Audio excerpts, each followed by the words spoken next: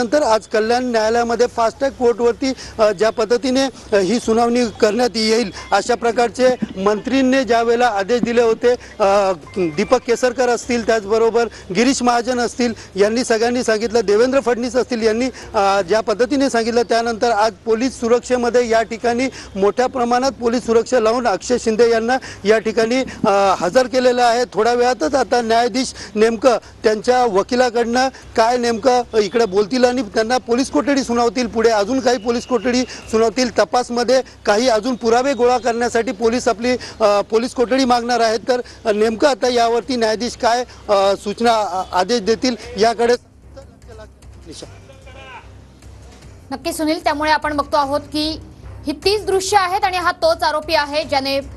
बदलापूर मधल्या आदर्श शाळा या शाळेतल्या 3.5 वर्षाच्या चिमुकल्यांवर लैंगिक शोषण केलं, लैंगिक अत्याचार केले आणि अक्षय शिंदे या आरोपीला आता कल्याण कोर्टात आणलं जात आहे।